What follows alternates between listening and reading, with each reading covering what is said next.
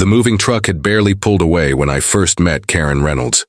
She stood on the pristine sidewalk of the Willow Ridge condominiums, arms crossed, lips pursed, eyes scanning my half-unloaded furniture like a hawk spotting prey. I offered a friendly wave, but her expression didn't soften. If anything, it tightened. "Welcome to the neighborhood," she said, though her tone made it sound more like a warning. "I'm the HOA president. You'll want to review the community bylaws." Immediately, I nodded, figuring she was just one of those overly organized types. "Sure thing. Looking forward to being part of the community." She didn't smile. Instead, she pointed at my car parked in the driveway. "Your rear tire is 6 inches over the sidewalk. That's a violation." I blinked. "It's a moving day. The truck needed space. Rules don't take days off," she said, already scribbling on a notepad. "First violation is a warning. Next time, it's a $100 fine." And just like that, my introduction to Willow Ridge was a slip of paper thrust into my hand before she marched off, heels clicking against the pavement like a ticking time bomb. Over the next few weeks, Karen's reign of terror became impossible to ignore. Every minor infraction, real or imagined, was met with a citation. My trash can was an inch too far from the curb? Fine. My patio chair was deemed non-compliant with the HOA's approved furniture list. Fine. I even got a warning for excessive seasonal decor. After putting up a single wreath in December, I tried reasoning with her. "Karen, come on, the wreath is tasteful. Half the building has one." She adjusted her designer glasses, lips curling. "They obtained pre-approval. You didn't. It's a wreath, and rules are rules." I started documenting everything, every absurd citation, every snide remark. But when I brought my concerns to an HOA meeting, Karen shut me down immediately. "If you can't follow the guidelines, perhaps Willow Ridge isn't the right fit for you," she announced to the room, her voice dripping with faux sympathy. The other residents avoided eye contact. Later, I learned why. Karen had a history of targeting people until they either fell in line or moved out. She had connections, a brother-in-law in city zoning, a cousin who worked for the local paper. She made life miserable for anyone who crossed her. Then came the final straw. I woke up to the sound of a tow truck outside. By the time I threw on a robe and ran out, my car was already being hauled away. "What the hell?" I yelled. Karen stood on the sidewalk, smirking. "Overnight. Street parking is prohibited. Page 27 of the bylaws. I was in my driveway. You were over the line again." It was deliberate, petty, and expensive. Getting my car back cost me $300. That night, I sat at my kitchen table, staring at the growing stack of violations. This wasn't just about rules anymore. This was a power trip. And Karen had no idea who she was really messing with, because I had a plan, and it started with buying the whole damn building. The morning after my car got towed, I stormed into the HOA office, my hands clenched into fists. The receptionist, a timid older woman named Marjorie, flinched when she saw me. "Karen in?" I asked, my voice tight. Marjorie hesitated. "She's in a meeting, but..."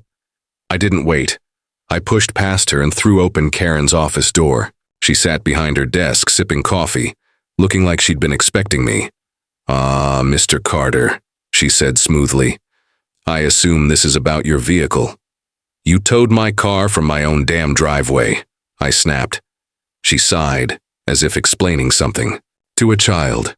Your tire crossed the sidewalk line, again. The bylaws clearly state..." "I don't care what the bylaws say." I slammed my palms on her desk. "You're making up rules just to screw with me." Karen's smile didn't waver. She leaned back in her chair. "If you have a problem with the HOA's policies, you're welcome to file a formal complaint. But I should warn you, frivolous grievances can result in additional fines." I stared at her, my pulse pounding in my ears. This wasn't just bureaucracy.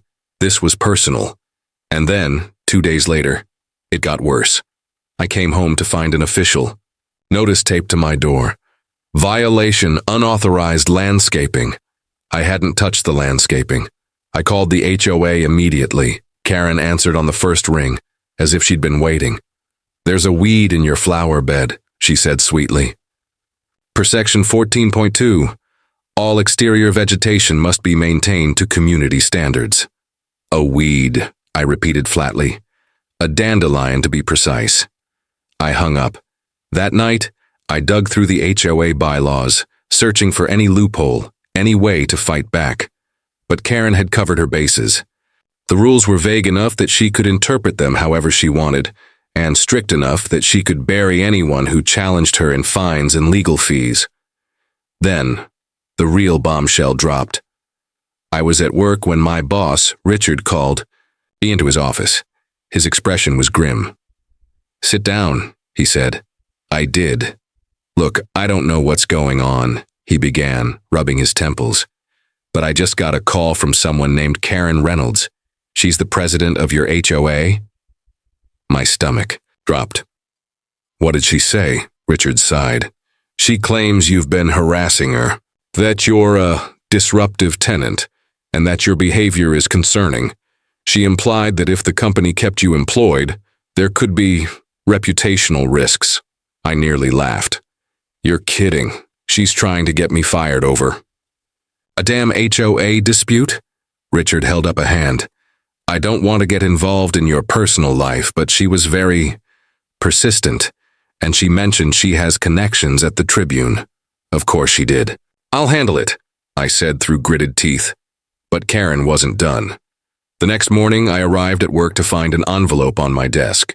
Inside was a formal write-up. Unprofessional conduct affecting company image. Richard wouldn't even look at me.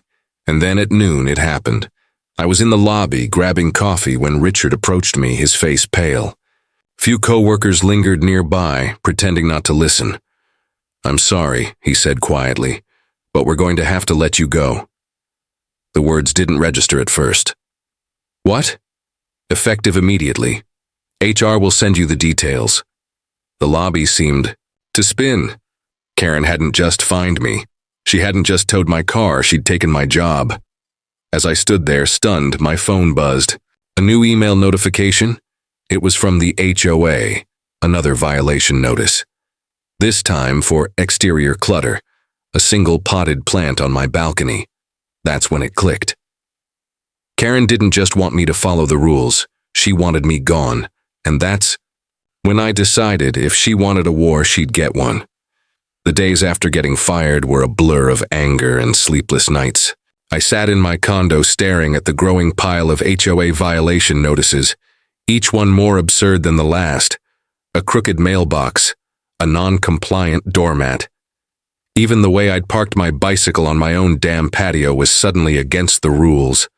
But Karen had made one fatal mistake. She'd pushed me past the point of just being mad. Now I was calculating.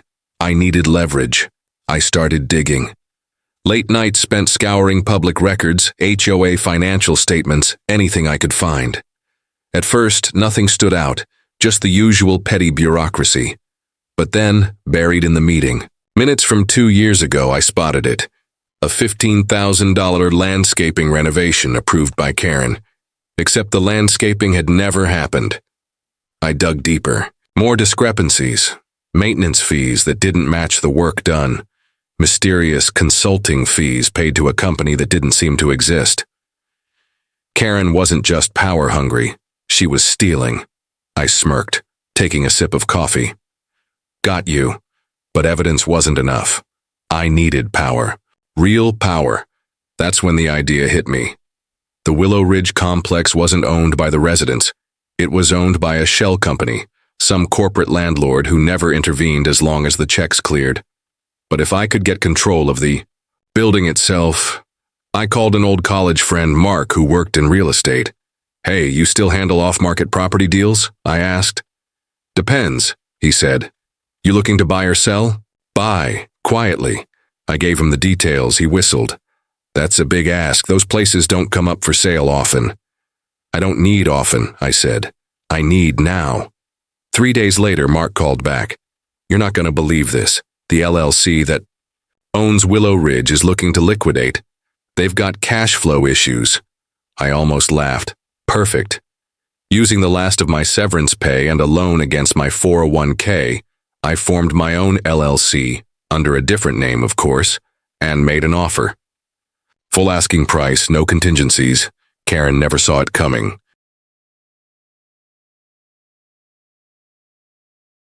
The sale closed in record time. No fanfare, no announcement, just a quiet transfer of ownership that left me, through layers of paperwork, the legal owner of the entire Willow Ridge complex. The morning the deal finalized, I stood in front of the mirror, adjusting my tie. Today wasn't about yelling. Today was about leverage. I grabbed a folder. Inside, every shred of evidence of Karen's embezzlement, plus the freshly signed deed to the building. Then I texted the HOA board members, emergency meeting, noon, mandatory attendance. I didn't sign it. Let them wonder. As I walked out the door, my phone buzzed.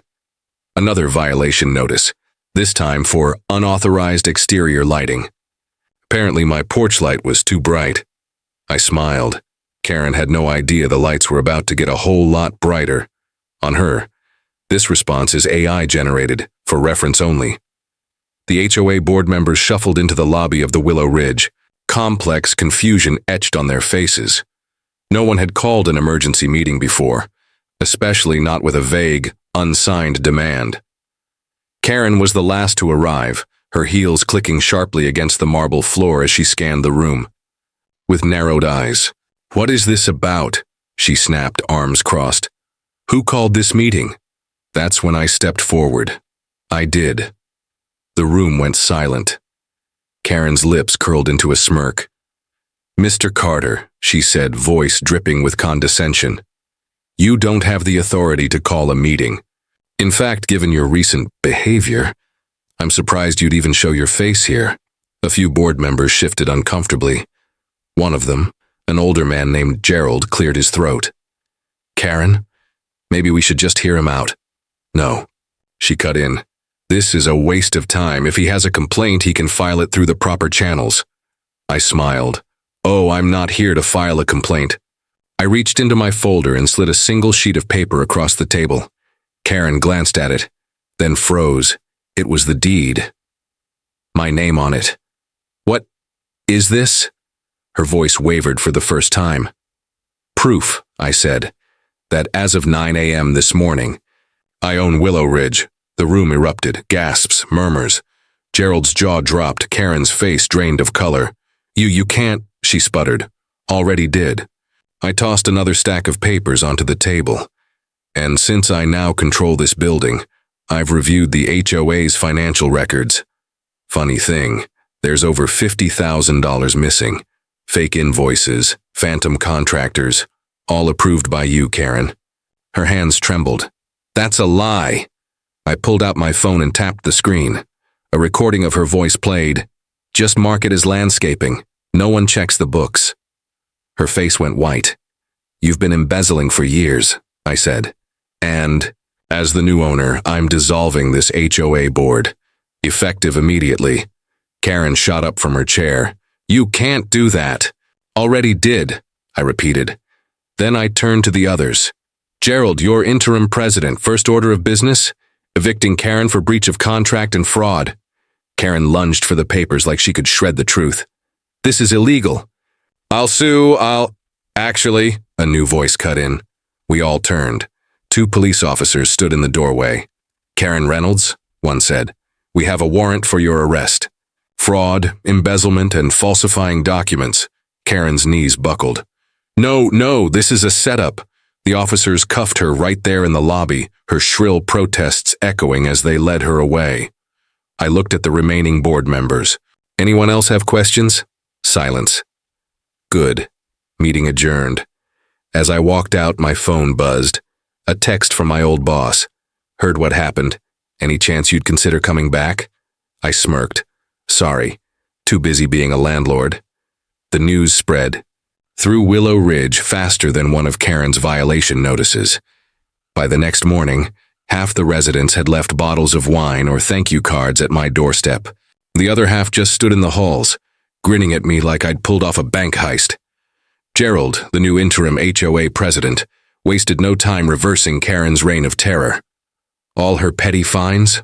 Voided. The tow truck company she'd strong-armed into harassing residents? Fired. And that dandelion I'd supposedly failed to remove. Turns out it was planted. Karen had been sneaking onto people's properties to stage violations. The police found even more when they raided her condo. Not just financial records, but a literal folder of fake violation slips pre-filled with residents' names. She'd been running the HOA like a personal extortion racket for years. My phone blew up with calls, local news, real estate blogs, even a podcast wanting the inside story. I ignored them. This wasn't about fame, it was about justice. Then came the best call. "Mr. Carter?" A crisp, professional voice. "This is Martin Cho from the district attorney's office. We're prosecuting Karen Reynolds and we'd like you to testify." I almost laughed. Happy to. The trial was swift. Karen, stripped of her designer blazers and forced into a cheap pantsuit, tried to play the victim, claiming I'd set her up, that I was the real criminal, right up until the DA played the recording of her admitting to the embezzlement. She got 3 years. With Karen gone, Willow Ridge transformed. Barbecues in the courtyard. Kids actually playing outside without fear of a noise violation. Someone even painted their door bright red, just to test the new rules. No fine came. As for me, I got a call from Richard, my old boss, groveling about a misunderstanding and offering my job back with a promotion. "Thanks," I said, "but I've got a new career." Because owning the building was just the start. With Karen's embezzled funds recovered, I slashed HOA fees in half. Then I bought the complex next door. By the time Karen gets out of prison, I'll own the whole block. Final thought? Never bully the quiet ones.